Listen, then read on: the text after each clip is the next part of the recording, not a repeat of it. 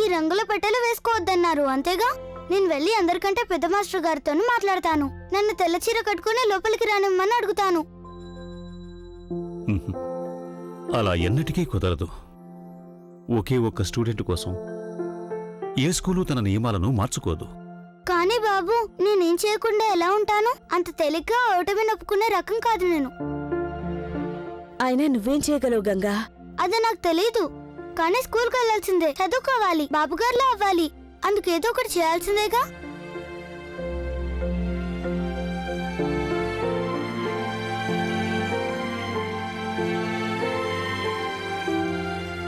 గంగా ఆగు తల్లి. తనను ఎంతమాత్రం ఆపద్దు మాధవి. మనము పెద్దవాళ్ళం, ఓటమిని ఒప్పేసుకుని ఉండొచ్చు. కానీ తనకు మాత్రం ఇంకా ఆశపోలేదు. ఏది ఏమైనా సరే ఎవ్వరు ఆపినా ఆగే రకం కాదు ఆ పిల్ల. అమ్మగారు, కావలసిన డబ్బులన్నీ తీసుకున్నారా? ప్రభావతి, అసలైన బుర్ర వేడెక్కుంది, విసిగించుకున్నాను. అది కాదు, దారిలో జిలేబీ. గోవిందయ్య గారు! అమ్మగారు, అదే ఆశ్రమానికి తీసుకెళ్లాల్సిన వస్తువులు తెస్తున్నారా? తెస్తున్నాను అమ్మగారు. పదండి, అన్ని ఇందులోనే ఉన్నాయి. ఇదిగో పిల్ల, ఎక్కడికి బయలుదేరావు? ఊరికే. ఊరికేనా?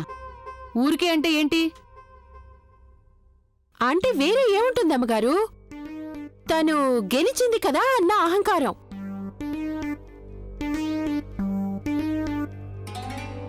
పొద్దున్నే మీకు ఇంకా అన్నయ్య గారికి గొడవ జరిగేలా చేసింది కదా తను. అందుకే అలా గంతులేస్తుంది. బహుశా తను అనుకుంటుందేమో నేను నిప్పు పెట్టానని, ఇక కాలిపోవాల్సిందేనని. బుద్ధి లేదు దానికి. ఆ పిల్లకి ఎంత చెప్పినా ప్రయోజనం ఉండదు.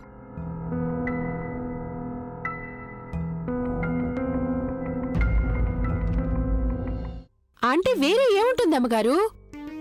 తను గెలిచింది కదా అన్న అహంకారం.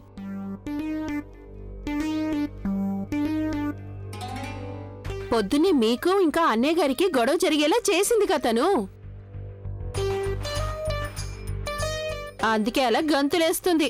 బహుశా తను అనుకుంటుందేమో నేను నిప్పు పెట్టానని, ఇక కాలిపోవాల్సిందేనని. బుద్ధి లేదు దానికి. ఆ పిల్లకి ఎంత చెప్పినా ప్రయోజనం ఉండదు. ఇదిగో పిల్ల, నువ్వు రా నాతో పాటు ఆశ్రమానికి. ఆశ్రమానికా? ఏ, ఏదో పుణ్యకార్యం అనగానే ప్రాణం పోయినట్టుగా ఉందా? అంత భయమేసిందా? జీవితాంతం నువ్వు చేయాల్సిందేగా. ఇది నువ్వు ఎంత తొందరగా నేర్చుకుంటే అది నీకే మంచిది పిల్ల. రా త్వరగా. అలాగే అమ్మగారు. అత్తయ్య గారు, ఆటో తీసుకొచ్చాను, బయలుదేరండి. అలాగే అల్లుడు గారు. రండి. పద వెళ్దాం. రండి గోవిందయ్య గారు, పద.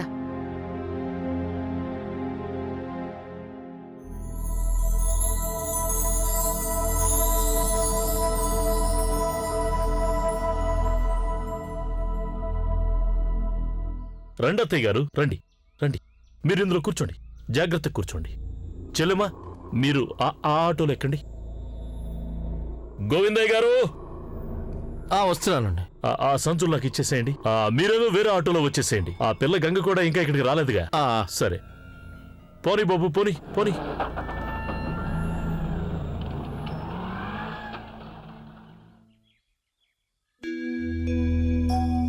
ఏం జరిగింది గంగా? అమ్మగారు స్కూల్కి వెళ్ళనివ్వలేదని ఇంకా బాధపడుతున్నావా నువ్వు?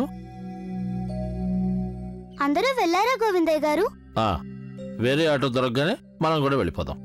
గోవిందయ్య గారు, మీరు నాకు సాయం చేస్తారా?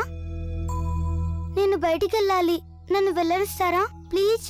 వద్దులే తల్లి, అమ్మగారు బాగా కోపడతారు. ఆవిడకి అసలు తెలీదుగా, వెళ్ళనివ్వండి నన్ను. నువ్వు గనక ఆశ్రమంలో కనిపించకుండా పోతే నన్నే కదా అడిగేది గంగేది అని. అప్పుడు నేనేం చెప్పాలి? గోవిందయ్య గారు, నేను వెంటనే వచ్చేస్తాను. ఒకవేళ ఆలస్యం అయిపోతే? అస్సలు అవ్వదు గోవిందయ్య గారు, చెప్తున్నాగా, నేను త్వరగా వచ్చేస్తాను, నిజంగా. ఎందుకు ఇది మంచిది కాదనిపిస్తుందమ్మా. గోవిందయ్య గారు, మీకు కూడా ఇష్టమేగా నేను స్కూల్లోకి వెళ్ళి చదువుకోవడం. మరెందుకు, నేనేదో ఒకటి చేయాల్సిందేగా. నా ప్రయత్నం నన్ను చేయనివ్వండి గోవిందయ్య గారు. నేను ఇలా వెళ్ళి అలా వచ్చేస్తాను, నిజంగా.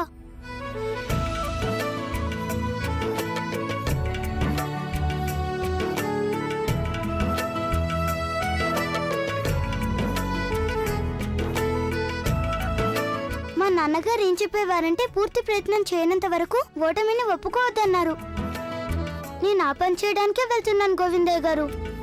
ఈ విషయంలో మీరొక్కరే నాకు సాయం చేయగలరు. వెళ్ళనివ్వండి. చదువు అనేసరికి నేను కూడా నిన్ను ఆపలేను.